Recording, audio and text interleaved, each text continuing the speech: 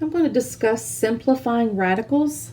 What is a radical? Well, a radical is any problem that has this symbol in it. And most students would say square root. But this is also a radical with cube root. This is also a radical with fourth root. So square root, cube root, fourth root, all of those are radicals. How do we simplify them? Well, let's talk about something first. First, I want to talk about perfect squares and perfect cubes. I'm going to make a list of perfect squares.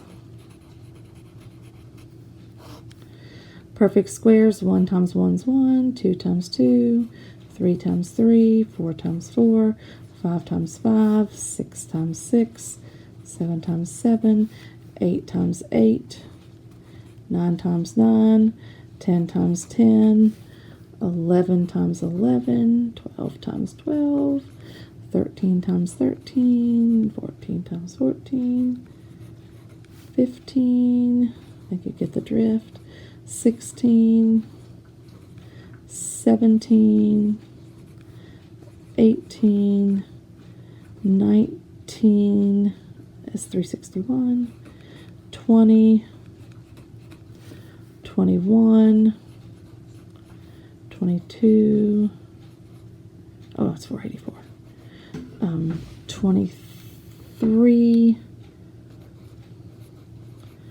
24, 25. Now this next list I'm going to struggle with a little bit more. Perfect cubes, 1, 8, 27, 64, 125, 216, 343,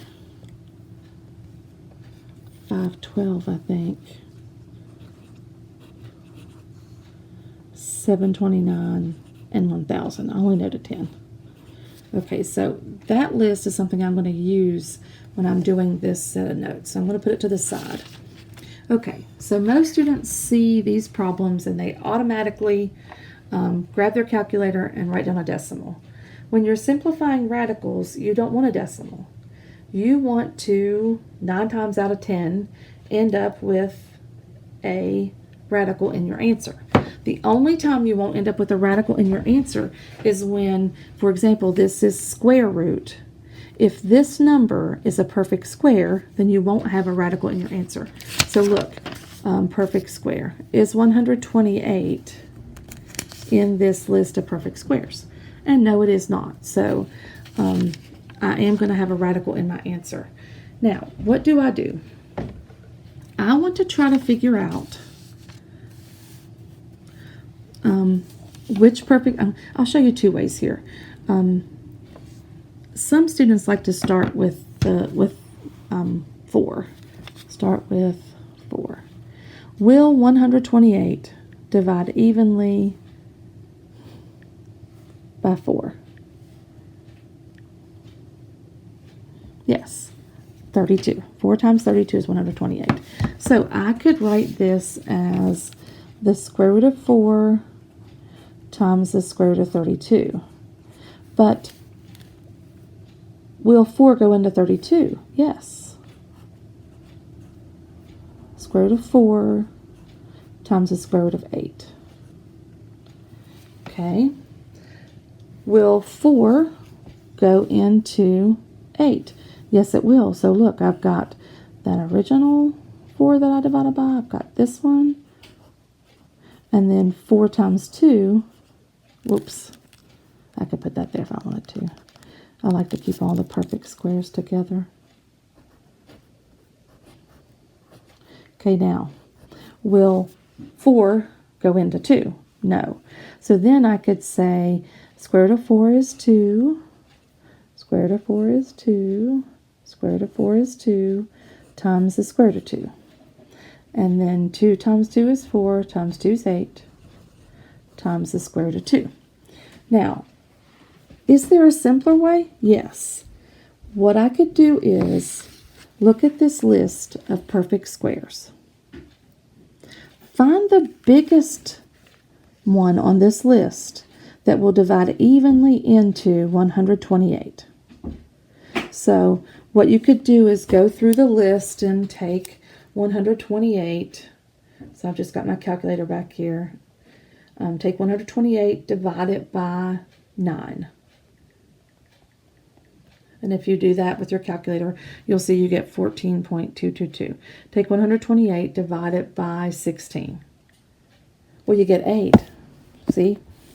128 divided by 16, you get 8. But will any of the perfect squares divide evenly into 8? Yes. So I know that that one's not the biggest one. And then you could take 128 and divide it by 25. You get 5.12. Take 128, divide it by 36. You get a decimal. 128 divided by 49, you get a decimal. But 128 divided by 64, look, is 2. So I could have started from the beginning here, and I could have written this, I'll do it up here. I could have written this as the square root of 64 times the square root of 2.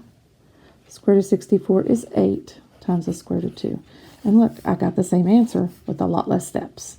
So whichever way you want to think about it is fine. Whether you want to just use the smaller square roots and then end up with your answer, or if you want to try to find the largest one, it's up to you. Of course, number 2 is not as large as this one, and it's easy to see that 4 times 7 is 28. Keep this negative sign out here. It's actually -1. Times the square root of 4 times the square root of 7. These two numbers have to multiply to give me this, and one of these two numbers should be a perfect square.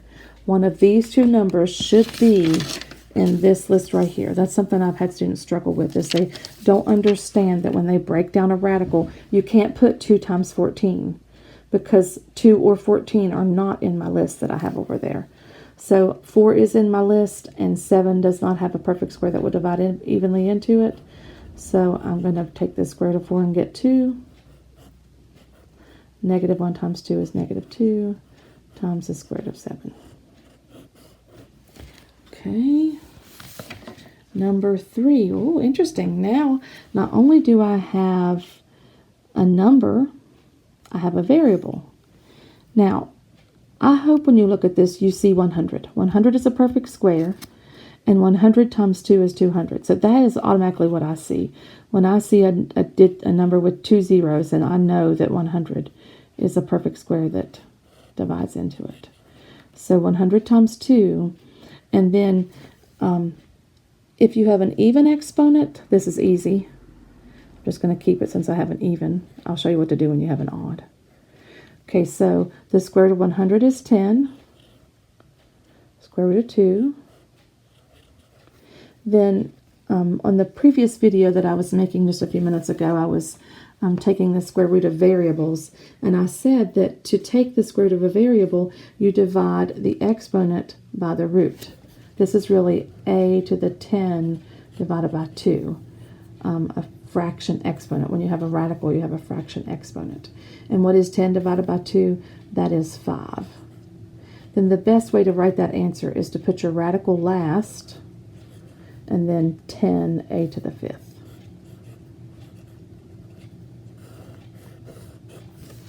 Okay, number 4. Perfect square that divides evenly into 108. I automatically think 9 times 12. But 12 has a perfect square of 4. So right here's my biggest perfect square that divides evenly into 108. That's 36.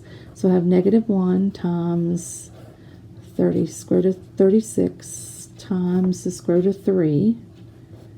Oh, and here I have one of those that does not have an even variable. So here's what I'm going to do. I'm going to subtract 1 from the exponent. I'm going to find the next smallest even exponent. That's h to the 16th. But I have to keep these equivalent, so I'm going to have the square root of h here as well. So 16 plus 1 is 17. This is still all equal to the original problem. Then I'm going to have -1 times 6 times the square root of 3 times the square root of h to the 16th is h to the 16th divided by 2, which is h to the 8th times the square root of h. Now let's multiply it all back together. The things not under a radical you multiply. Negative 1 times 6 times h to the 8th would be negative 6 h to the 8th.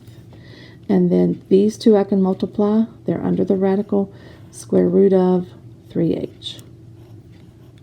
And that would be my answer to number 4. Okay, let's look at number 5. When I look at number 5, that looks strange. I have a fraction under a radical, but there is a property that says I can rewrite them as two separate radicals. What's the square root of 1? 1. What's the square root of 100? 10. So the square root of 1/100th is 1/10. You should reduce this fraction if it is reducible. Now this one is negative on the outside, so I'm going to keep that negative. I'm going to break up that radical into the square root of 11 over the square root of 169.